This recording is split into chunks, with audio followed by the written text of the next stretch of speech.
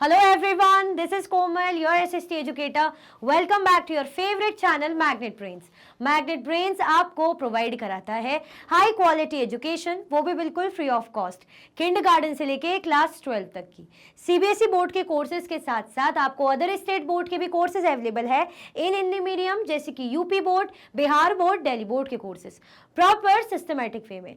कोई दिक्कत परेशानी आपको नहीं होगी। डेली प्रैक्टिस सेट्स के क्वेश्चंस भी मिलेंगे, प्रैक्टिस भी करते जाइएगा। ई बुक्स और ई नोट्स की लिंक आपको डिस्क्रिप्शन बॉक्स में अवेलेबल है, तो भटकने की बात नहीं बनती। चैप्टर 5 बेहतरीन, बहुत ही बढ़िया चैप्टर, अंडरस्टैंडिंग मार्जिनलाइजेशन। यहाँ पे हमने मार्जिनलाइजेशन क्या होती है उसको समझा था। मार्जिनलाइजेशन का मतलब होता है हाशियाकरण कर देना, असाइड कर देना। जैसे पेज की मार्जिन होती है, साइड में रहती है, और मेन कंटेंट हम बीच में लिखते हैं, ठीक है, तो साइड कर देना। क्या देखेंगे उसके एनसीईआरटी इंटेक्स क्वेश्चंस देखेंगे, चैप्टर के बीच के क्वेश्चंस हम देखने वाले हैं, ठीक है। चैप्टर बहुत जोरदार तरीके से, बहुत ही अच्छे से, आराम से समझाते हुए मैंने आपको पढ़ाया था। तो पहले तो क्या कर दो, आप लाइक कर दो, लाइक शेयर कर दो।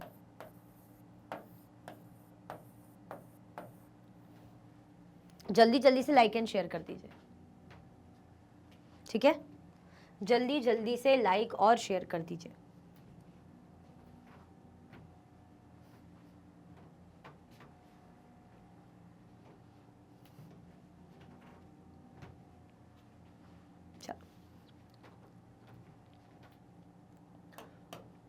क्वेश्चन फर्स्ट, ये पेज नंबर 65 का क्वेश्चन है, ठीक है। पेज नंबर 65 का एक क्वेश्चन है। Question first, explain at least 3 different reasons why groups में बी मार्जिनलाइज। 3 डिफरेंट एटलीस्ट 3 दे दीजिए। उनने खुद ही बोल दिया कि भाई एटलीस्ट 3 रीजन तो दे दो, और देना चाहो दे सकते हो, लेकिन लिख दिया एटलीस्ट 3 तो दे दो।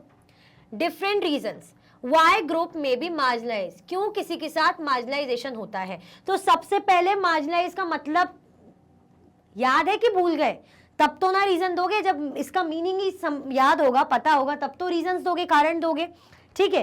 तो मार्जिनलाइजेशन, जैसे मैंने आपको बताया ना कि पेज होता है, जो इवन आपकी बुक की इंट्रो में भी ऐसे ही बताया है कि जो पेज की मार्जिन होती है, हम क्या छोड़ देते हैं इसको खाली, और मेन जो भी हमारी राइटिंग होती है यही होती है। हम जैसी नजर मारते हैं मेन यहीं पे मारते हैं। ये क्या रहता है, लीस्ट इंपॉर्टेंट साइड में रहता है। तो ऐसे ही समाज में कहीं ग्रुप होते हैं, चाहे कोई किसी टोटल ग्रुप की बात करें या किसी सिंगल पर्सन की बात करें, चाहे स्कूल की बात करें, चाहे कॉलेज की बात करें, ऑफिस की बात करें, आस पड़ोस की बात करें, कम्युनिटी ग्रुप की बात करें, रिलीजन बेसिस पे हो, कास्ट के बेसिस पे हो, कलर के बेसिस पे हो, हम क्या करते हैं, लोगों के साथ मार्जिनलाइजेशन करते हैं। हमारे साथ क्या होता है, मार्जिनलाइजेशन होता है, ठीक है।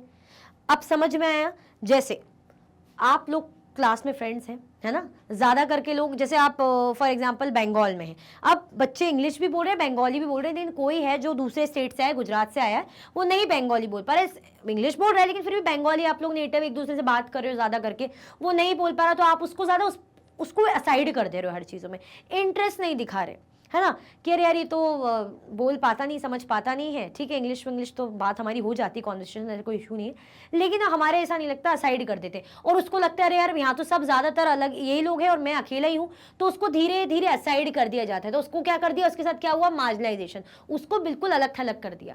तो यही कारण हमें बताने की, मैंने तो फिर भी स्कूल या लैंग्वेज के बेसिस का कारण दिया, आपको एटलीस्ट 3 रीजन देने की किस बेसिस पे मार्जिनलाइजेशन होता है।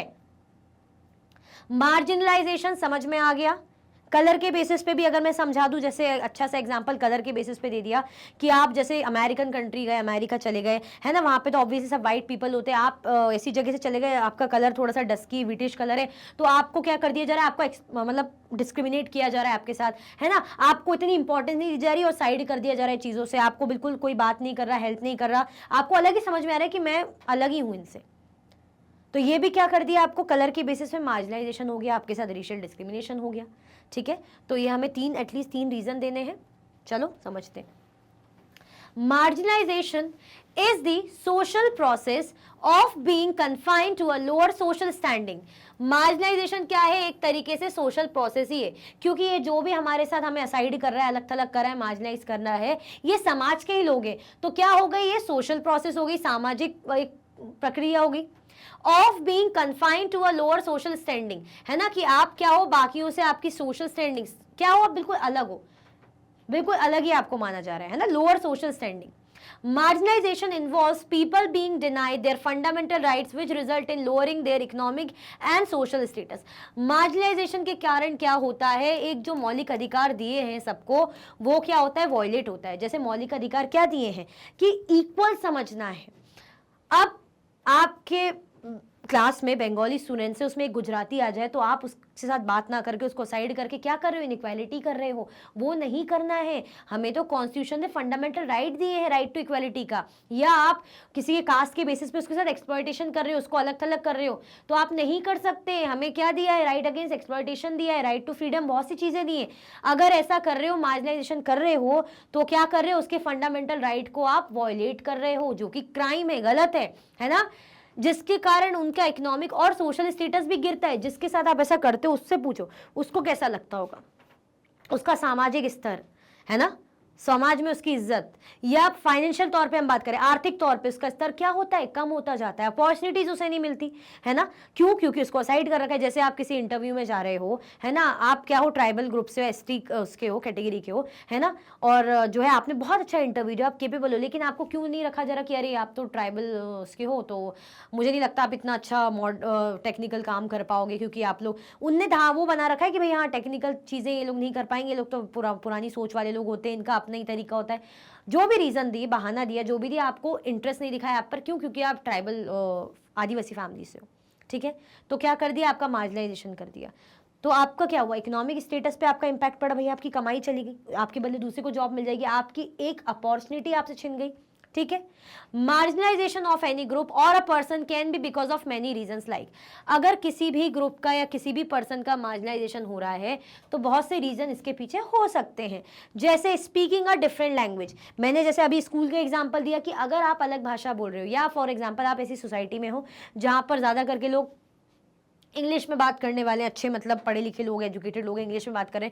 अब आप ठीक है, आप भी समझदार हो, लेकिन आपने कभी ऐसी पढ़ाई लिखाई इतनी की नहीं हो पाई, लेकिन आप अच्छे इंसान हो. पर आपको क्या है कि आप इंग्लिश नहीं बोल पा रहे, आप तो अलग ही पत्नी कौन सी लैंग्वेज बोलते हैं अपनी नेटिव.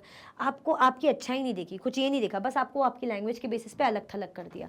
तो लैंग्वेज के बेसिस पे भी होता है.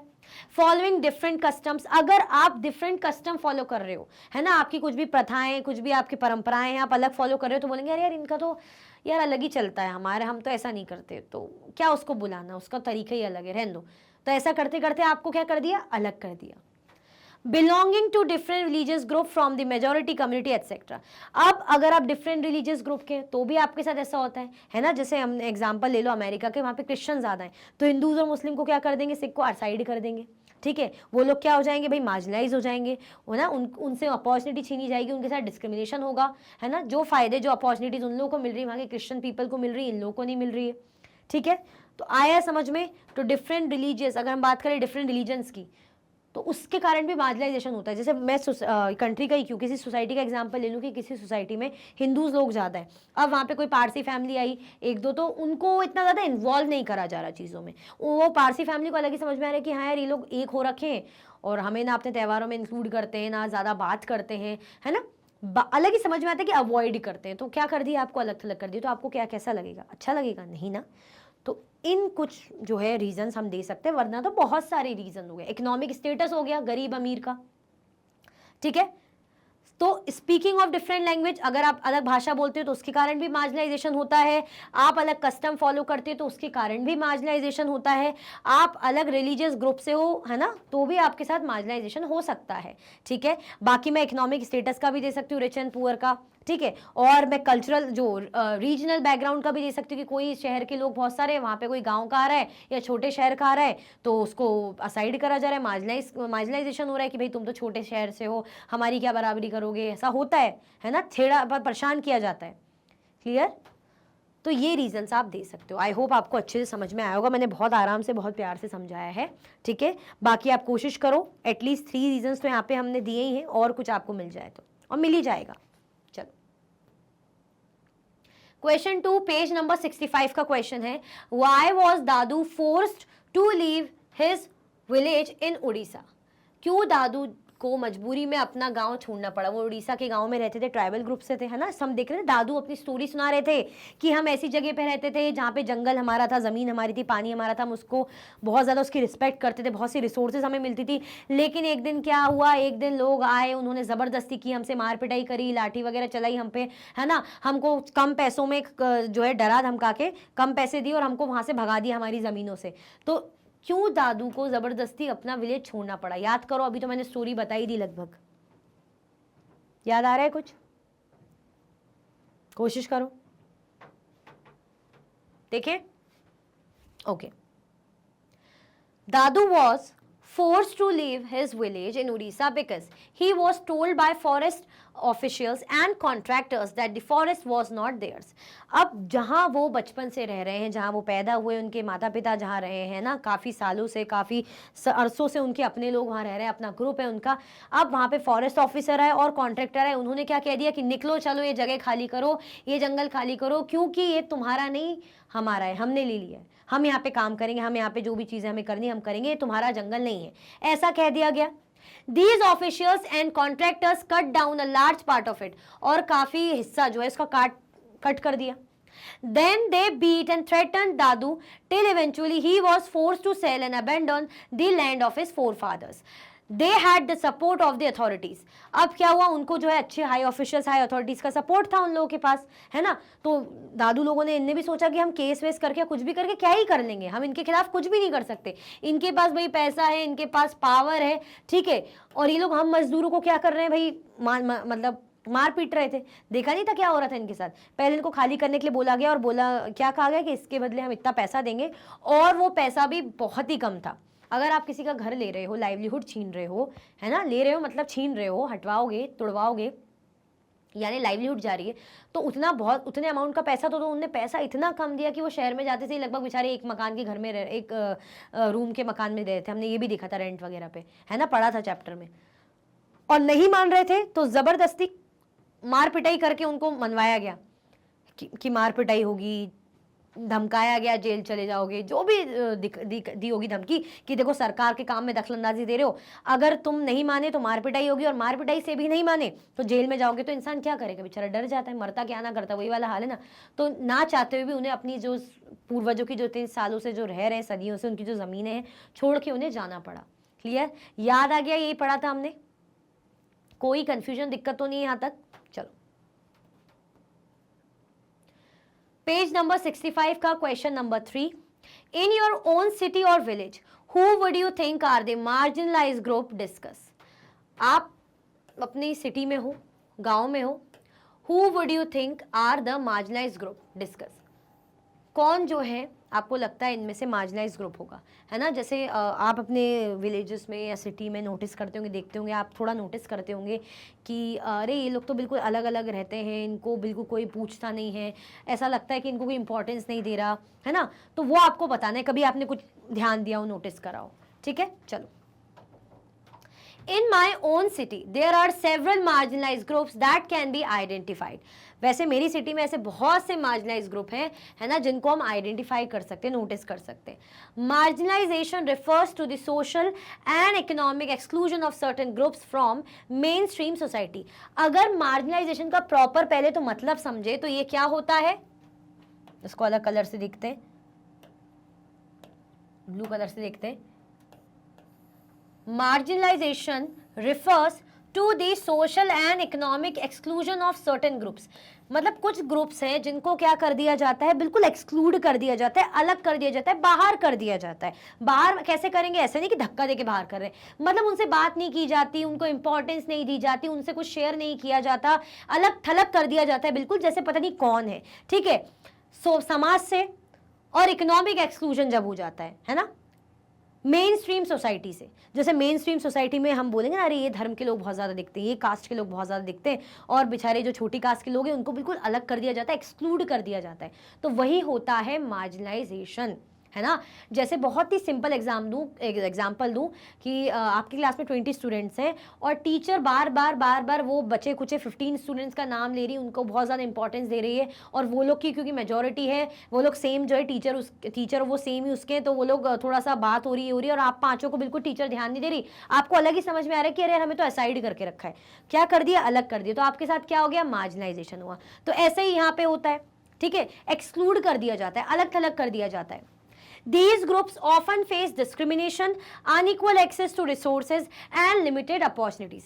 अक्सर इन ग्रुप्स को क्या फेस करना पड़ता है, इनके साथ भेदभाव होता है, इनको अनइक्वल एक्सेस मिलता है रिसोर्सेज का, और इनको अपॉर्चुनिटीज भी बहुत कम मिलती है। जाएंगे कहीं भी तो लोग छेड़ने लगेंगे, चिढ़ाने लगेंगे, क्या कर रहे हैं, भेदभाव करेंगे, डिस्क्रिमिनेशन करेंगे कि अरे देखो ये तो छोटी जात के हैं, अरे देखो ये तो इसकी जो अलग लैंग्वेज बोलने वाला है, अरे देखो ये तो गाँव का है, उसके साथ क्या कर रहे हैं, भेदभाव कर रहे हैं। अनइक्वल एक्सेस टू रिसोर्सेज, जैसे हम अनटचेबल्स का देखते हैं कि ना वो मंदिर में जा सकते हैं, ना वो स्कूल में पढ़ सकते हैं, उन्हें बाहर खड़े होके बैठ के पढ़ना पड़ता है। लोग जो बाकी अच्छी कास्ट के बच्चे हैं वो क्लासरूम में पढ़ रहे हैं, ये लोग बेचारे बाहर बैठ के पढ़ते हैं, पानी तक नहीं लेने दिया जाता, बेसिक चीज जैसी यूज नहीं की जाती। मार्केट में अगर अपर कास्ट के लोग हैं तो वहां तक नहीं जाने दिया जाता है ना, गाँव में नहीं आने दिया जाता, बेचारे बाहर रहते हैं आउटस्कर्ट्स में।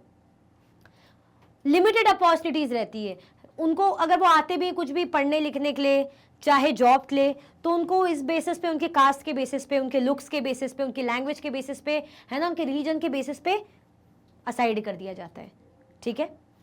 Identifying and understanding these marginalized groups can help address their issues and work towards creating a more inclusive society. Some of the marginalized group in my city include, जैसे अगर इनको आइडेंटिफाई करें, थोड़ा जाने, पता करें, समझे इन मार्जिनलाइज ग्रुप्स के बारे में और इनकी इश्यूज को, इनकी प्रॉब्लम को हम एड्रेस करें, तो हम क्या बनाएंगे, एक इंक्लूसिव सोसाइटी का निर्माण करेंगे ना, जहाँ पे सब एक हैं, जहाँ पे सब एक दूसरे को समझ रहे हैं। ऐसा ना करें कि इनके साथ भेदभाव कर रहे हैं, इनको रिसोर्सेज में एक्सेस नहीं है, अपॉर्चुनिटीज़ नहीं मिल रही, हमें क्या करना है, मिलजुल के काम करना है, इनको इंपॉर्टेंस दे, समझे। Some of the marginalise groups in my society, my city include, जैसे कुछ मार्जिनलाइज ग्रुप जो मैंने नोटिस करें, जो मेरे शहर में है ना, जिनको मैंने देखा है, तो कौन से देखते हैं। एथनिक एंड रिलीजियस माइनॉरिटीज, जैसे हम एथनिक और रिलीजियस माइनॉरिटीज को देखते हैं। एथनिक और religious, many ethnic and religious minority groups face marginalization due to prejudice and discrimination. They may have limited access to education, employment and healthcare facilities. They often face social exclusion and experience higher level of poverty. Religious minorities है ना, जैसे हम specially देखें, हमारी country की बात करें, जो आपने भी नोटिस करा होगा, तो हम मुस्लिम्स, पारसीज, इनको देखते हैं कि ये माइनॉरिटी ग्रुप में है ना, इनकी जनसंख्या as compared to the Hindus group कम है, क्रिश्चियंस भी हैं, जैन, बुद्धिज्म में, तो इनकी कम है, ठीक है। तो बहुत से ऐसे एथनिक या रिलीजियस माइनॉरिटीज ग्रुप होते हैं जो मार्जिनलाइजेशन फेस करते हैं। क्यों? क्योंकि इनके साथ या तो भेदभाव होता रहता है, या इनके नेगेटिव इमेज बनी रहती है कि अरे ये तो ऐसे होते हैं, अरे ये तो वैसे होते हैं, ठीक है।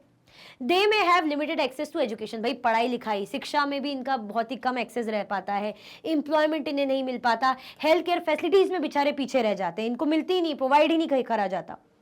They often face social exclusion, और अक्सर इन्हें समाज से क्या कर दिया जाता है, बाहर, बहिष्कृत, ऐसा लगता है कि अलग ही कर दिया है, सोशल एक्सक्लूजन फेस करते हैं, समझ में आता है कि भाई देखो हमें अलग थलग करके रखा हुआ है। And experience higher levels of poverty, और बेचारे फिर इसके कारण गरीबी फेस करते हैं, है ना। तो ऐसे ग्रुप्स हमने नोटिस किए, देखें। फिर पर्सन्स विद डिसेबिलिटीज, ऐसे पर्सन जो डिसेबल हैं, है ना, देख नहीं पाते, चल नहीं पाते, व्हील चेयर पे हैं, हाथ नहीं है, जो भी है।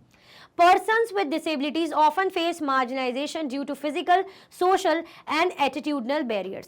अब चल नहीं पा रहा है तो हम बोलेंगे ना, अरे यार उसको क्या फ्रेंड बनाना, वो वैसे व्हील चेयर पे रहता है यार, वो अलग ही है। नहीं, अगर कोई देख नहीं पा रहा तो हम उसको ये सोचेंगे वो अबनॉर्मल है, अरे यार वो देख नहीं पाता, क्या उसको फ्रेंड बनाना, है ना। या उसका थोड़ा सा वो बेचारा बोल नहीं पा रहा, उसको बोलने में प्रॉब्लम है, कुछ प्रॉब्लम, हम उसको अजीब समझ रहे हैं कि अरे यार नहीं, तो क्या कर रहे हैं, हम उसको मार्जिनलाइज कर रहे हैं। ये नहीं देख रहे कि वो तो डिसेबिलिटी है, उसकी डिसेबिलिटी के बेसिस पे हमने क्या कर दिया, उसको अलग थलग कर दिया, हमने सम्मिलित नहीं किया, मिलाया नहीं। तो ये भी क्या होता है, मार्जिनलाइजेशन होता है। तो इसका एग्जाम्पल क्या देखा, जो डिसेबल्ड पर्सन होते हैं उनके साथ भी ऐसा होता है, ठीक है। They may have limited access to public spaces, transportation and employment opportunities. उनको बहुत ही लिमिटेड जो है एक्सेस रहता है पब्लिक स्पेसेस, है ना। जैसे वो ऐसी पब्लिक जगहों पे जाना चाह रहे हैं तो रोक टोक दिया जाता होगा कि आप क्या करेंगे, आप नहीं जा सकते, आपको अलाउ नहीं है ना। ट्रांसपोर्टेशन में उनको वैसी प्रॉब्लम होगी कि ऐसी हर कहीं, अगर वो बहुत ज़्यादा डिसेबल है तो हर कहीं नहीं जा सकते, ट्रैवल कर सकते। एम्प्लॉयमेंट अपॉर्चुनिटीज़ रहेगी कि देखिए हमें तो भाई कोई फिट पर्सन, हेल्दी पर्सन चाहिए, आपको तो थोड़ा सा मतलब दिखता नहीं है, आप मतलब या दिखाई नहीं देता, या आपका हाथ नहीं है, या आप व्हील चेयर पे तो आप नहीं कर पाएंगे काम, तो क्या कर दिया, उसका टैलेंट वगैरह कुछ नहीं देखा, उसके डिसेबिलिटी पर आपने क्या कर दिया, उसको अपॉर्चुनिटी उससे छीन ली, ठीक है। Discrimination and stigma can also affect their social inclusion and overall wellbeing.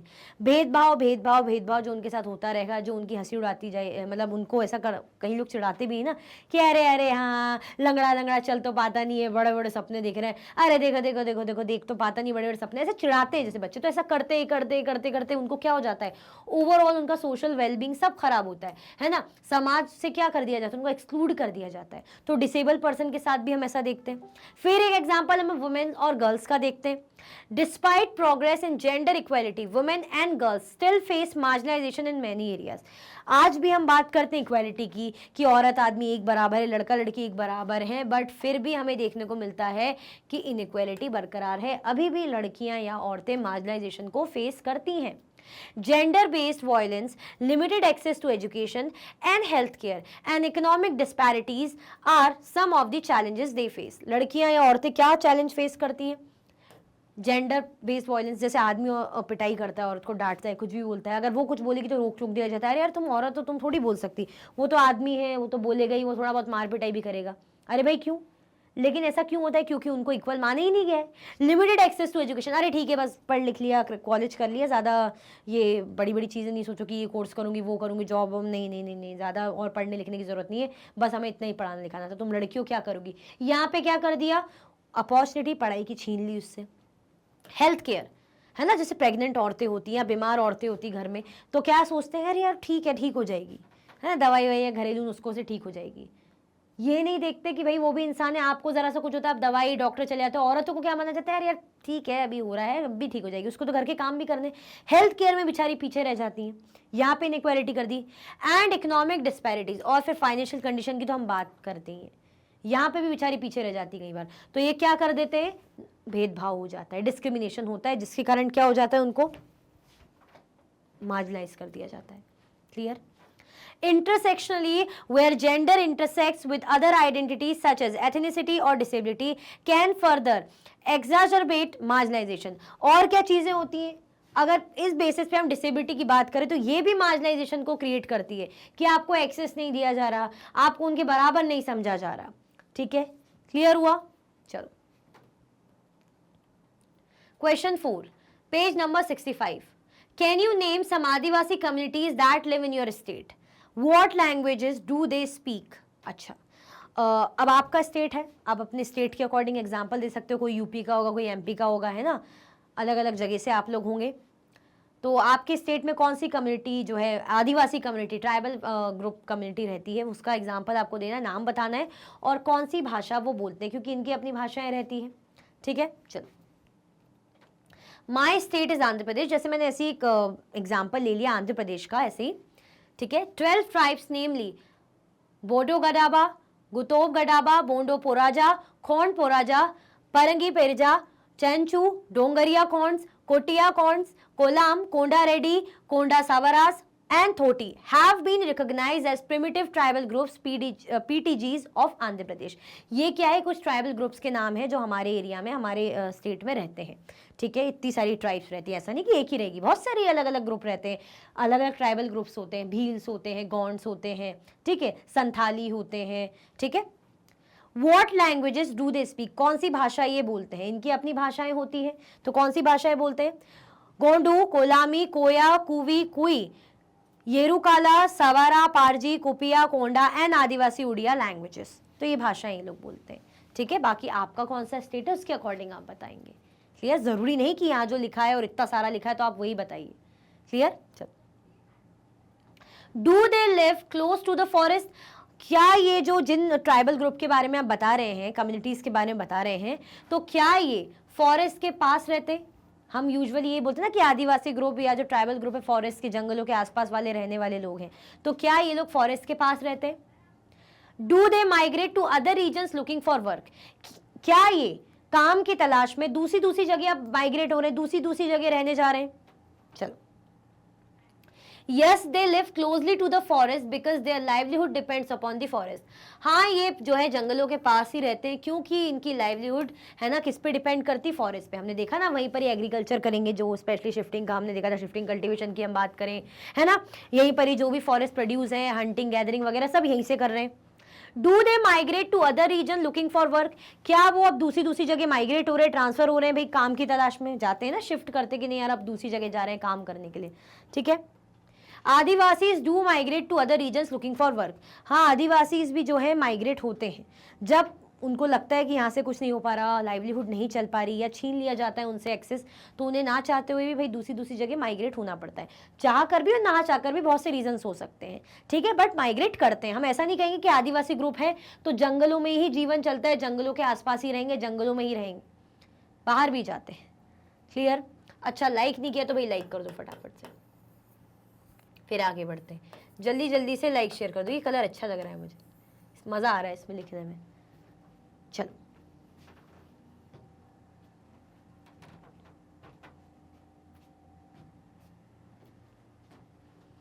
कर दिया like share?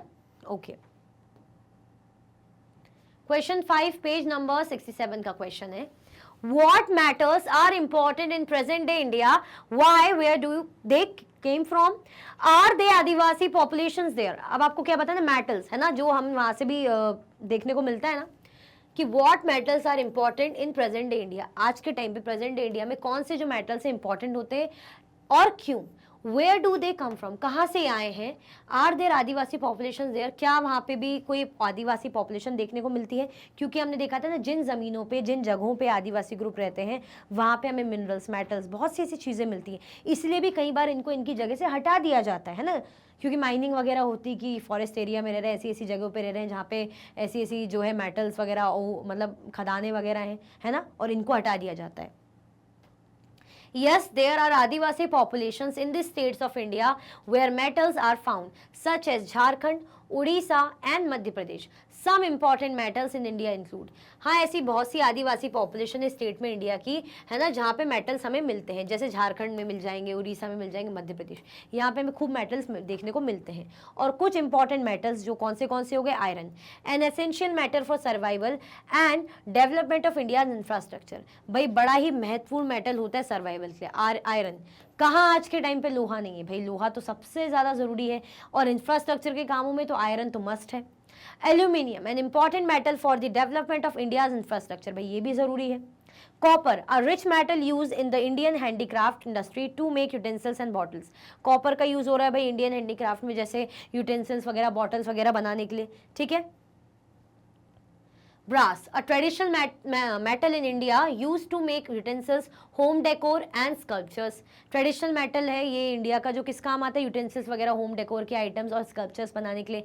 Gold, the Maski region in Karnataka had some of the deepest gold mines in the ancient world, यहाँ पे खूब सारी गोल्ड माइंस हमें देखने को मिल जाती है कर्नाटका के मस्की रीजन में। Silver, ancient silver mines were found in north west India, तो ये कुछ मेटल्स है इंपॉर्टेंट वाले। Metals are extracted from minerals that are found in various parts of India through mining, metals निकलते कैसे? मिनरल से, है ना, माइनिंग करते हैं, एक्सट्रैक्ट किया जाता है। India also has large reserves of bauxite, chromium, manganese और bite, rare earth and mineral salt, और भी चीज़ें हमें जो है रिजर्व्स की देखने को मिल जाती हैं, बॉक्साइट, क्रोमियम, मैग्नीज वगैरह। बाकी आप अपने अकॉर्डिंग आंसर कर सकते हैं जैसा आपको सही लगे, ठीक है। और ज़रूरी नहीं है कि इतने सारे मेटल के आप नाम लिख रहे हैं, अगर क्वेश्चन आता है 2 मार्क्स का तो आप 2 या 3 मेटल का लिख सकते हो, ठीक है। ऐसा ज़रूरी नहीं कि आपको मतलब पूरा ही जो इतना बड़ा मैंने आंसर बताया तो आप इसका लिख रहे हो। क्लियर? चलो भाई, सो पेज नंबर 67 का question 6, list 5 products that you use at home that come from the forest. अच्छा, आपको क्या करना है? नहीं करना तो है क्या करना है? 5 प्रोडक्ट्स आपको बताने हैं जो आप यूज करते हैं घर में, जो फॉरेस्ट से आए हैं, जंगलों से आए हैं, जंगलों की चीज़ों से बने जो आपके घर में आइटम्स हैं, प्रोडक्ट्स हैं जो आप यूज करते हैं, वो आपको बताने हैं। बताओ, ट्राई करो, मैं वेट करती हूँ, कोशिश करो, कोशिश।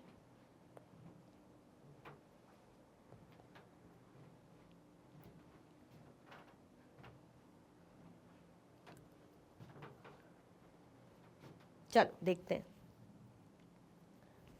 5 products that we get from the forest are as follows. We get medicines from the forest, है ना। बहुत सी ऐसी मेडिसिनल हर्ब्स वगैरह लगी होती हैं जो हमें जंगलों से मिलती हैं, बूटी वगैरह बोलते हैं, जड़ी बूटी, बूटी टाइप, है ना। We get gum from the forest. Gum, गम मतलब सौरो, दुख वाला गम नहीं, गम ये कहाँ से मिलता है हमें, फॉरेस्ट से मिलता है। We get wood from the forest which is used for many purpose like making furniture, papers, etc. सबसे बड़ी इंपॉर्टेंट तो ये तो सबने बताई होगी, वुड, लकड़ी। जंगलों के जो पेड़ लगे रहते हैं, जंगलों से हमें क्या मिलती है, लकड़ियाँ मिलती है। इन लकड़ियों से क्या बनता है ना। इन लकड़ियों से भाई आप या तो पेपर वगैरह बना सकते हो, किताबें, फर्नीचर आइटम्स आप बना सकते हो, टेबल चेयर वगैरह बना रहे हो। D, we get food from forest. Food भी मिलता है हमें फॉरेस्ट से, है ना। बहुत सी ऐसी चीज़ें, फूड्स वगैरह, खाने पीने की चीज़ें लगी होती हैं, वो भी हम खाते हैं। We also get sealing wax from forest. जो सीलिंग में लगने वाली वैक्स है वो भी हमें जो है फॉरेस्ट से मिलती है। तो बहुत सी चीज़ें हम फॉरेस्ट से ले सकते हैं। ये तो 5 ही हैं, और आपको आए तो आप वो बिल्कुल बताइए, ठीक है। चलो question 7, by whom were the following demands being made on the forest land? Timber for construction of houses and railways, forest land for mining, forest land for agriculture by non-tribal people, reserved by government as wildlife parks. बताओ किसके द्वारा ये जो demands है forest land में बनाई, मतलब करी गई, है ना। Timber for construction of houses and railways, forest land for mining, forest land for agriculture by non-tribal people, या reserved by government as wildlife parks. Timber is usually demanded by the railway for the development of railway lines. जैसे timber, जैसे हमने history भी पढ़ी थी जब tribal डीकूज वाला chapter पढ़ा था, तो उसमें भी देखा था ना कि वहाँ पे भी क्या हो रहा था कि जो टिम्बर इस वाले फॉरेस्ट को क्या कर दिया था, इन्होंने रिजर्व कर दिया था ब्रिटिशर्स ने। उन्होंने, कंपनी वालों ने क्या किया था कि आप लोग यहाँ नहीं जा पाओगे, एंट्री नहीं ले पाओगे, ये अब हमारे लिए ज़रूरी है, ठीक है। तो टिम्बर क्या होता है, usually demanded by railway for the development of railway lines. Railway lines को बनाने के लिए इन्होंने टिम्बर का यूज़ करा। टिम्बर कहाँ लग रहा है, जंगलों में। जंगलों में कौन रहते हैं, आदिवासी। Forest land is mostly demanded by the big industry houses to set up their industries in large area. कई बार जो बड़े बड़े जंगलात वाले एरिया होते हैं तो इंडस्ट्रीज वगैरह को चाहिए होती है, क्यों, ताकि बड़ी बड़ी इंडस्ट्रीज वहां पे लोग सेटअप करेंगे, ठीक है। चलो, forest land for agriculture demands bye non tribal people. Forest land agriculture demand किसने करी, जैसे नॉन ट्राइबल पीपल, उनको चाहिए भाई फॉरेस्ट लैंड एग्रीकल्चर वगैरह करने के लिए, ताकि इसको हटा के फॉरेस्ट जो जंगल वगैरह को काट के हम जो है एग्रीकल्चर के लिए जमीन बनाएंगे। Reserve wild life parks area demanded by the government of that state और कंट्री। अब बात करें रिजर्व पार्क जो है वाइल्ड लाइफ पार्क्स, है ना, तो ये भी कहाँ बने हुए, ये भी एरियाज को खाली करके, जहाँ पे आदिवासी ग्रुप रहते थे, इनका जो एरियाज था उनको खाली करवा के वहाँ पे बड़े बड़े वाइल्ड लाइफ नेशनल पार्क्स वगैरह बने, ठीक है। क्लियर हुआ। तो हर जगह से हमें क्या देखने को मिल रहा है, एरिया छीना किसका जा रहा है, इन आदिवासी ग्रुप का, ठीक है। कोई कंफ्यूजन, दिक्कत, परेशानी, डर, समस्या नहीं है। चलो question 8, what do you think this poem is trying to convey. Page number 67 का क्वेश्चन है। अच्छा, आपको बोला जा रहा है कि देखो क्या समझ में आ रहा है आपको देख के कि पोएम क्या कन्वे करना चाह रही है, ये जो पोएम है हमें क्या बताना चाह रही है। From the 1830s onwards, Adivasis from Jharkhand and adjoining areas moved in very large numbers to various plantations in India and the world, Mauritius, the Caribbean and even Australia. 1830s से जो आदिवासी थे झारखंड के और आसपास के एरिया के बहुत ज़्यादा मात्रा में, लार्ज नंबर्स में, है ना, कहाँ शिफ्ट हो रहे थे, कहाँ पे जा रहे थे, प्लांटेशन एरिया में, कि भाई यहाँ से निकल के वो लोग प्लांटेशन वाली ऐसी जगह जा रहे थे जहाँ पे प्लांटेशन का काम चलता है, प्लांटेशन चल रहा है, तो वहाँ पे काम के लिए, मजदूरी वगैरह के लिए। तो चाहे इंडिया की जगहों की बात करें या वर्ल्ड में, मॉरिशियस, कैरेबियन, इवन ऑस्ट्रेलिया भी। India T industries became possible with their labour in Assam. India की जो टी इंडस्ट्री की हम बात करते हैं ना, वो कैसे पॉसिबल हुई, जो लेबर मिले आसाम में, क्योंकि टी प्लांटेशन में बहुत वो लगता है, मेहनत लगती है, फिर टी जब हो जाती है तो उसको तोड़ के एक पत्ती, तो खूब सारे लेबर वगैरह चाहिए पड़ते हैं। Today there are 70 lakh Adivasis in Assam alone. अगर हम देखें तो आसाम में ओनली अलोन 70 लाख तो आदिवासी ही मिलेंगे हमें। The story of this migration is full of extreme hardship, torture, heartbreak and death. ये जो माइग्रेशन इनका हुआ है ना, अपनी जगह छोड़ छोड़ के ये लोग जो दूसरे दूसरे एरियाज में गए काम की तलाशों में, तो ऐसा तो है नहीं बिल्कुल खुशी से गए। जैसे हम बोलते हैं अरे यार मैं तो जॉब करने बाहर जा रहा हूँ, तो यार सही है, अच्छा लगता है, कैरियर बन रहा है या अच्छा कमाएंगे या जो भी है। पर इन लोगों का ये माइग्रेशन क्या लेकर आया, इनके लिए बहुत मेहनत, टॉर्चर, हार्ट ब्रेक और डेथ भी। For example, in the 19th century alone, 5 lakh Adivasis had perished in these migrations. In migrations में लगभग 5 लाख आदिवासी, सिर्फ आदिवासीज की अगर हम बात करें तो 5 लाख आदिवासीज क्या हो गए, मारे गए। The song below captures the hopes of the migrants and the reality they face in Assam. ये जो सॉन्ग है क्या बताना चाह रहा है कि क्या इनकी उम्मीदें हैं माइग्रेंट्स की, है ना, और क्या जो रियलिटी इन्होंने, जो प्रॉब्लम है बेसिकली इन्होंने फेस करी आसाम में। Come Mini, let's go to Assam. Our country has so much suffering. The country of Assam, O Mini, has tea gardens full of greenery. The Sardar says work, work. The Babu says catch and bring them in. The Sahib says I'll take off the skin of your back. Hey Jaduram, you deceived us by sending us to Assam. है ना, source Basu west, Jharkhand movement, ethnicity and culture of silence. अब इस poem के बारे में, ये जो poem यहाँ से हमने पढ़ी, यही हमें बताना है कि ये पोएम हमें कन्वे क्या करना चाह रही है ना, ये पोएम हमें क्या कन्वे करवाना चाह रही है, ये हमें बताना है। क्या लगता है आप बताइए। अभी तो मैंने एक्सप्लेन भी कर दिया कि टॉर्चर झेला, हार्डशिप झेली, और पोएम पढ़ के थोड़ा बहुत आपको समझ में आ ही रहा होगा कि भाई हमें यहाँ काम कर रहे हैं, ग्रीनरी है, काम है, लेकिन सरदार कहता है काम करो, बाबू कहता है लेकर आओ, साहब कह रहे हैं काम करो नहीं तो चमड़ी उधेड़ दूंगा, है ना, इतना ज़्यादा टॉर्चर हो रहा है, काम ही काम कर रहे हैं, कर रहे हैं, कर रहे हैं। तो क्या मतलब एक्सप्लेन करना चाह रहे हो एग्जैक्ट, वो हमें बताना है। चलो, This poem is trying to convey when Adivasis were forced to leave their land, they lost their sources of livelihood and went through various hardships. They had no means of livelihood anymore. Finally, they decided to go to Assam in search of jobs, as they heard from someone that there are huge tea gardens. When they reached Assam, all their dreams shattered since there they experienced more hardships. The supervisors ordered them laborers to do more and more work. Laborers are often beaten by their masters. If any laborer tries to run, the master Babu sent 4% behind. मतलब इतना समझे तो क्या बताया जा रहा है, poem हमें क्या कन्वे करना चाह रही है कि आदिवासी इसको ना चाहते हुए भी अपने ज़मीनों को, अपने फॉरेस्ट लैंड्स को छोड़ना पड़ा, क्योंकि दूसरे जब इनका एरिया घेर रहे हैं, कोई फैक्ट्री बना रहा है, कोई इंडस्ट्री बना रहा है, किसी को गवर्नमेंट से ऑर्डर है तो भाई रिजर्व कर दिया फॉरेस्ट, है ना, वाइल्ड लाइफ सेंचुरीज वगैरह बन रही है, जो है नेचुरल जो है नेशनल पार्क्स वगैरह बन रहे हैं, मतलब इनको डरा धमका के इनको इनकी ज़मीनों से हटना पड़ा। अब हटना पड़ेगा तो लाइवलीहुड तो चलानी है ना, कमाना तो है, भूखे तो रहेंगे नहीं, मर तो जाएंगे नहीं, है ना, कितनों ने तो सुसाइड भी कर लिया होगा क्या पता, लेकिन जो थोड़ा बहुत है कि भाई नहीं यार दूसरी जगह काम करते तो लाइवलीहुड तो जीनी है, तो उसके लिए भी इन्होंने बहुत कुछ सहा। फाइनली इन्होंने डिसाइड करा कि आसाम जाके काम करेंगे। क्यों? क्योंकि इनको किसी ने बताया होगा कि आसाम में बहुत बड़े बड़े टी गार्डन्स हैं, तो मजदूरों की ज़रूरत पड़ती है काम के लिए।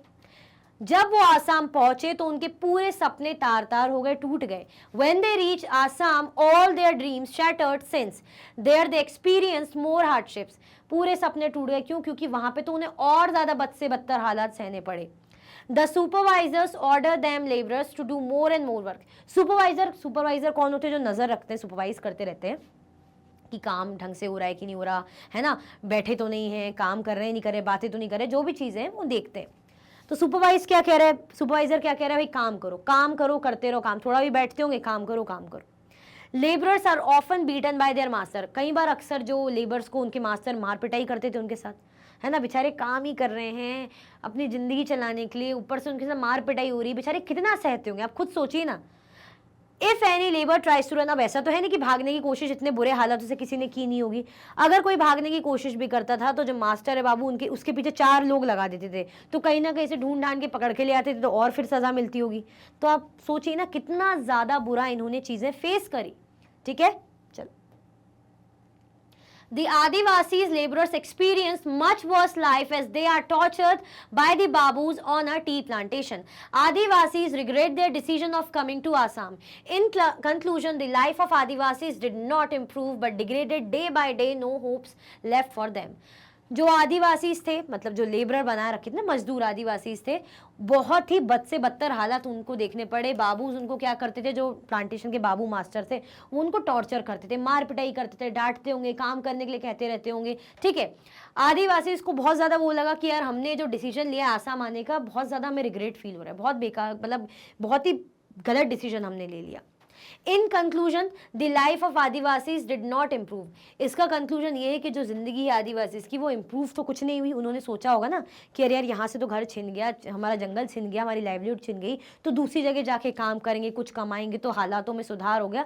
तो हालात तो कुछ उनके सुधरे नहीं, बल्कि दिन पर दिन उनकी कंडीशन बहुत ज़्यादा बुरी होती गई, खराब होती गई, और डे बाय डे ऐसे हालत होने लगे, और उनको पूरी उम्मीद ही छूट गई थी कि अब तो कुछ हो ही नहीं सकता, ठीक है। तो ये पोएम हमें समझाना चाह रही। तो अब आप समझ सकते हो रियलिटी में इतनी ज्यादा प्रॉब्लम्स, हार्डशिप्स उन्होंने झेली होगी। क्लियर? चलो क्वेश्चन 9 पेज नंबर 69 का क्वेश्चन है। In your opinion why is it important that adivasi should have a say in how their forest and forest lands are used? क्या ओपिनियन है आपकी? इन योर ओपिनियन क्यों ये इंपॉर्टेंट है कि आदिवासी इसको भाई जो है बोल सकते हैं वो कि कैसे उनका जो फॉरेस्ट है और फॉरेस्ट लैंड है उनको यूज करना चाहिए? क्या वो कुछ कह सकते हैं, बोल सकते हैं? क्या कहना है आपका इस बारे में? चलो, Adivasis live in close association with forest. भाई आदिवासीज ऐसे होते हैं जो जंगलों के बहुत ही करीब होते हैं, जंगल उनका सब कुछ होता है ना, सब कुछ, एक एक पेड़ पौधे से वाकिफ होते हैं, रहते हैं वही। They have a deep knowledge of and access to most of the vast tracts of forest and forest resources. उनको बहुत ही डीप नॉलेज होता है, गहरा ज्ञान रहता है फॉरेस्ट एरिया के बारे में, जो भी चीज़ें वहाँ पे लगी हुई हैं, पेड़ लगे हुए हैं, रिसोर्सेज हैं, कैसे कहाँ जाना है, कौन सी जगह क्या मिलेगा, हर चीज़ का नॉलेज उन्हें होता है, क्योंकि बचपन से बड़े तक वही ज़िंदगी गुजरी हुई रहती है उनकी। Adivasis also suggest certain ways or measures through which they can continue to live in their land, and the government or private industries can also practice mining, agriculture, construction, etc. आदिवासी ये भी सजेस्ट करते कि भाई हम ऐसा तरीका अपनाएं कि हम भी हमारी ज़मीनों पे रहते रहें, हमें मत हटाओ, गवर्नमेंट हो या प्राइवेट इंडस्ट्री हो वो भी अपनी माइनिंग वगैरह का काम, एग्रीकल्चर का, कंस्ट्रक्शन का काम करते रहे, और हम भी हमारी जगहों पे सलामत रह पाएं। तो ऐसा कुछ तरीका वो बताते थे। Adivasis can also provide us information about the valuable medicinal herbs and other products found in the forest. अब इनको हर चीज़ का पता है, पत्ते पत्ते के बारे में पता है कि कौन सी दवा बूटी की तरह काम आएगी, कौन सा जो पेड़ है वो एक मेडिसिनल हर्ब है ना, या क्या पत्ती का क्या काम है, क्या जो है इलाज करेगी, जो भी चीज़ों का नॉलेज उन्हें अच्छे से रहता था। Therefore, Adivasi should have a say in how their forest and forest lands are used. इसीलिए हम कह सकते हैं कि आदिवासी इसको मौका मिलना चाहिए कि भाई उन्हें वो बता सकते हैं ना कि कैसे उनका फॉरेस्ट है, कैसे उसे यूज़ करा जाए फॉरेस्ट को, ठीक है। क्लियर हुआ? क्योंकि वो वहाँ रहते हैं तो उनको बहुत ज़्यादा अच्छा इस बात का नॉलेज होता है, ज्ञान होता है। तो जिसको ज्ञान है अगर उससे जाने, उससे पूछें और उसको वहाँ रहने भी दें, हम भी अपना काम कर ले और उनको भी रहने दें, तो उसमें बुराई क्या है? अच्छी बात है। तो क्लियर? चलो question 10 page number 70। Why do we need safeguards for minorities? क्यों हमें माइनॉरिटीज के लिए सेफगार्ड की जरूरत है भाई? क्यों हमें माइनॉरिटीज ग्रुप के लिए सेफगार्ड की जरूरत पड़ती है? माइनॉरिटी ग्रुप की अगर हम बात करें तो जैसे हम बोलते हैं हमारे यहाँ माइनॉरिटी में मुस्लिम्स हैं, पारसीज हैं, क्यों हम ऐसा कहते हैं? चलो, safeguards for minorities are important to protect their rights and prevent discrimination and oppression. देखो, माइनॉरिटीज़ को बचाने के बारे में इतना क्यों सोच रहे हैं, प्रोटेक्शन के बारे में इतना क्यों सोच रहे हैं कि भाई इनका सेफगार्ड ज़रूरी है, इनके साथ अन्याय ना हो, इनजस्टिस ना हो, मेजॉरिटी ग्रुप इनको डोमिनेट ना करे, या इनके साथ जो है डिस्क्रिमिनेशन ना हो। तो इनके अधिकारों को प्रोटेक्ट करने के लिए, इनके राइट्स को प्रोटेक्ट करने के लिए, डिस्क्रिमिनेशन को हटाने के लिए, ऑपरेशन को हटाने के लिए, है ना, इसीलिए माइनॉरिटीज़ का सेफगार्ड ज़रूरी है। क्योंकि अगर सरकार सेफगार्ड नहीं करेगी तो इनके साथ क्या होता चला जाएगा? अत्याचार पे अत्याचार होता चला जाएगा। Protect cultural diversity. Safeguards protect the diversity of India's culture from being dominated by the majority community. अगर मानो मेजॉरिटी कम्युनिटी डोमिनेट करती रहती है, ऐसी कुछ होता रहता, तो बेचारे जो अलग अलग कास्ट के धर्म के लोग धीरे धीरे खत्म हो जाते, कम होते जाते, चले जाते। हमारी कंट्री क्या है? हमारी कंट्री डाइवर्स कंट्री है ना। हमारे यहाँ कल्चर की क्या है? डाइवर्सिटी है। अगर हम इनको सेफगार्ड करेंगे, प्रोटेक्ट करेंगे, तो यानी हमारी डाइवर्सिटी भी बरकरार रहेगी, जो कि ज़रूरी है। वो इनके लिए भी ज़रूरी है और हमारे लिए भी। प्रमोट इक्वालिटी, अगर इनको सेफ गार्ड करेंगे, है ना, लोगों को अवेयर करेंगे कि ऐसा नहीं करना है, समझाएंगे, तो इससे क्या होगा, इक्वालिटी प्रमोट होगी, है ना। Safe guard promote equality and justice for all, justice provide करती, न्याय प्रोवाइड करती सबके लिए। Prevent force assimilation, safe guards protect the identity of minorities which prevents the loss of their culture, regions and languages। अब क्या होता है, अगर सेफ गार्ड कर रही है सरकार या सेफ गार्ड इन्हें प्रोवाइड की जा रही है, तो इसके कारण क्या होगा, इनका कल्चर, इनका रिलीजन, है ना, इनका लैंग्वेज, ये सारी चीज़ें प्रिजर्व रहेंगी, है ना, कहीं खोएंगी नहीं, क्योंकि ये रिस्पेक्ट कर रहे हैं कि भाई इनकी चीज़ें भी ज़रूरी है, इनकी रिस्पेक्ट भी ज़रूरी है, तो इनकी अपनी चीज़ें क्या रहेगी, इनके पास रहेगी, बनी हुई रहेगी, बरकरार रहेगी। क्लियर, चलो। इंश्योर इक्वल एक्सेस, और सबको बराबर का एक्सेस भी मिलेगा। Safeguards ensure that minorities have equal access to economic opportunities, safeguard ये भी इंश्योर कराती है कि जो माइनॉरिटीज हैं उनका क्या रहे, बराबर का एक्सेस रहे इकोनॉमिक अपॉर्चुनिटीज में, है ना, जो भी अपॉर्चुनिटीज मिलती है पढ़ाई को लेके, जॉब को लेके और भी चीज़ों को लेके, तो इनको भी इक्वल तरीके से एक्सेस ये लोग कर पाएँ। ऐसा नहीं कि सिर्फ जो है मेजॉरिटी ग्रुप ही पढ़ रहा है, मेजॉरिटी ग्रुप के लोग ही जॉब कर रहे हैं, बेचारे लोग और पिछड़े होते जा रहे हैं, ऐसा नहीं। Protect from insecurity, safeguards protect minorities from feeling insecure about their well-being, assets and lives। कई बार जो बेचारे माइनॉरिटी ग्रुप के लोग होते हैं वो कैसा फील करने लगते हैं, खुद के बारे में, खुद को इनसिक्योर फील करने लग जाते हैं, इन्हें अच्छा नहीं लगता है ना, अपने वेलबींग को लेके, एसेट्स और लाइफ्स को लेके इन्हें बुरा लगने लग जाता है, इनसिक्योरिटी होने लग जाती है उनके अंदर। Clear. The Constitution of India makes special provisions for religious and linguistic minorities, scheduled castes, scheduled tribes and backward classes। जो कॉन्स्टिट्यूशन है इंडिया का वो क्या करता है, स्पेशल प्रोविजन इसीलिए दे रखा है रिलीजियस और लिंग्विस्टिक माइनॉरिटीज़ में। हमने देखा ना, कल्चरल एंड एजुकेशनल राइट्स इन्हें दिया है, जहाँ पे अपने रिलीजन या अपने रिलीजियस या लिंग्विस्टिक बेसिस पे एजुकेशनल इंस्टीट्यूशन खोल सकते हैं, है ना, प्रचार कर सकते हैं, अवेयर कर सकते हैं, इंक्रीज कर सकते हैं। शेड्यूल कास्ट को, शेड्यूल ट्राइब्स को, बैकवर्ड क्लासेस को, मतलब आपको भी पूरा पूरा बराबर का एक्सेस है, अधिकार है, अपॉर्चुनिटी है। ठीक है, आपके साथ डिस्क्रिमिनेशन नहीं होगा, है ना, आपको पूरी पूरी बराबर अपॉर्चुनिटी मिलेगी। क्यों? क्योंकि भाई फंडामेंटल राइट हमारे यही कहते हैं, हमारा कॉन्स्टिट्यूशन ने दिया है ना। क्लियर, आया समझ में कि नहीं आया? तो क्यों जो है सेफगार्ड माइनॉरिटीज़ का ज़रूरी है, उनकी कल्चरल, ताकि हमारे इंडिया की कल्चरल डाइवर्सिटी प्रोटेक्टेड रहे, इक्वालिटी हो लोगों के बीच में, है ना, किसी भी प्रकार का भेदभाव ना हो। ठीक है, इक्वल एक्सेस रहे चीज़ों में, प्रोटेक्ट करें उनको इनसिक्योरिटी से, ताकि उन्हें इनसिक्योर ना फील हो। ठीक है, चलो page number 70। Which of these communities have the most and the least access to basic amenities? ये जो कम्युनिटीज हमें यहाँ पे दी है, ये रिलीजियस कम्युनिटी है, हिंदू, मुस्लिम, क्रिश्चियन और Sikh. Access to basic amenities 2008 और 2009 का परसेंटेज में पक्का हाउस, इलेक्ट्रिसिटी, टैप वाटर, है ना, ये बेसिक नीड है भाई। पक्का मकान बिल्कुल बेसिक नीड है, कच्चे मकान में रहेंगे कब क्या हो जाए, है ना, जो है बिजली भी बिल्कुल बेसिक नीड है, वाटर, टैप वाटर भाई, पानी। और ये हमारे पास क्या है, रिलीजियस कम्युनिटी है, हिंदू है, मुस्लिम, क्रिश्चियन और सिख। यहाँ पे क्या पूछा है कि कौन सी इसमें जो कम्युनिटी है जिसके मोस्ट वाली बतानी है, कौन सी वाली बतानी है हमें, मोस्ट और लीस्ट, किसके पास सबसे ज्यादा एक्सेस है बेसिक नेसेसिटी का और किसके पास सबसे कम एक्सेस है बेसिक नेसेसिटी का। तो देख लो, अगर हम देखें हिंदूज को तो पक्का हाउस 65.4 है ना, इलेक्ट्रिसिटी 75.2, टैप वाटर 43.7। अच्छा ठीक है, यहाँ पे पक्का हाउस में हम देखें तो सबसे ज्यादा हमें क्या दिख रहा है, 91.3 सिख, 96.0 इलेक्ट्रिसिटी में भी सिख आ गए, टैप वाटर भी सबसे ज्यादा इनके पास बेसिक नेसेसिटी। तो मोस्ट में कौन सा ग्रुप आ गया, सिख में आ गया, सिख आ गया। सबसे कम, इन सब में सबसे कम 65, 69, 91, ऐसे भी देख सकते हैं 63 मुस्लिम्स। इलेक्ट्रिसिटी में भी ये इन सब में पीछे, देखो ये 75, 86, 96 यहाँ पीछे। टैप वाटर की बेसिक नेसेसिटी में भी ये 43, 48, 49 है, यहाँ भी पीछे। तो मोस्ट हम किसे बोलेंगे, जो मोस्ट हमें दिख रहा है यहाँ पे सिख, और लीस्ट कौन से, मुस्लिम्स। मोस्ट जो फैसिलिटीज है किन्हें मिल रही है, सिख को। मोस्ट जो बेसिक एमिनिटीज है ना, जो ले पा रहे हैं मतलब सिख, और सबसे कम मुस्लिम्स को। क्लियर दिख रहा है ना आपको यहाँ पे नंबर, आ गया समझ में? आंसर देखते हैं। Sikh have the most access to the basic amenities while Muslims have the least access to the basic amenities. Okay, चलो पेज नंबर 71 फिर से एक क्वेश्चन है, which of these communities have the highest and the lowest literacy rate? इनमें से कौन सी community का हाईएस्ट, कौन सी कम्युनिटी का लोएस्ट लिटरेसी रेट है? तो देखो, अगर हम देखें हिंदूज को तो पक्का हाउस 65.4 है ना, इलेक्ट्रिसिटी 75.2, टैप वाटर 43.7। अच्छा ठीक है, यहाँ पे पक्का हाउस में हम देखें तो सबसे ज्यादा हमें क्या दिख रहा है, 91.3 सिख, 96.0 इलेक्ट्रिसिटी में भी ये 43, 48, 49 है, यहाँ भी पीछे। तो मोस्ट हम किसे बोलेंगे, जो मोस्ट हमें दिख रहा है यहाँ पे सिख, और लीस्ट कौन से, मुस्लिम्स।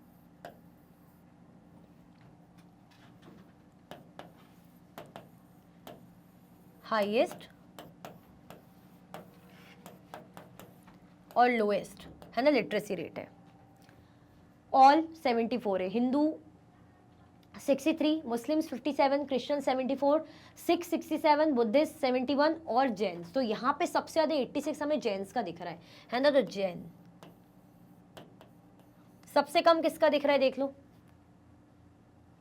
ये तो ऑल है, ऑल का 74 है, 63, 57, 70, 57 है ना, 5 की लाइन में मुस्लिम्स। तो ये कौन सा ग्रुप हम बोल रहे हैं, माइनॉरिटी ग्रुप की बात कर रहे हैं। आंसर क्या हो जाएगा, जैन्स, हाईएस्ट और लोएस्ट मुस्लिम्स, ये हमारा आंसर रहेगा। देख लेते हैं, Jains have the highest literacy rate 86 while the Muslims have the lowest literacy rate 57%। Clear, easy है ना ये, ऐसे क्वेश्चन आ जाए तो मजा आ जाए, है ना। चलो, What do these figures convey, page number 71 का क्वेश्चन है। ये जो फिगर्स हैं हमें दिए गए हैं, ये हमें क्या कन्वे करना चाह रहे हैं, तो जरा देख लेते हैं भाई। Public employment of Muslims percentage, Muslims जो हैं इस जॉब्स में एम्प्लॉयमेंट में उनका परसेंटेज, पॉपुलेशन 13.5, IAS 3, IPS 4 है, IFS 1.8%, central public sector unit PSU 3.3%, state PSU 10.8%, bank and RBI में 2.2%। अच्छा, तो यही फिगर्स हमें क्या कन्वे करना चाह रहे हैं। In comparison to the total population of Muslims in India, the percentage of public employment is quite less। अगर हम बात करें as compare to the जो उनकी population है मुस्लिम्स की, तो जो percentage इनका public employment का वो काफ़ी कम है। In state PSU, the representation of the Muslim community is better। हाँ, लेकिन state PSU में देखें तो यहाँ पे तो better है, 10.8 है, तो सही है ना। यहाँ पे देखो ना, बिल्कुल 13.5 अगर पॉपुलेशन है, यहाँ पे 10.8 सही हम कह सकते हैं। But their percentage in IAS, IPS, IFS, Central Public Sector Unit, PSU, bank and RBI is less। यहाँ पे कम है, देखो ना यार, टोटल अगर 13.5 है तो यहाँ पे सिर्फ 3 है, यहाँ पे 4% है, यहाँ पे 1.8 है, यहाँ पे 3.3, यहाँ पे 2.2 है।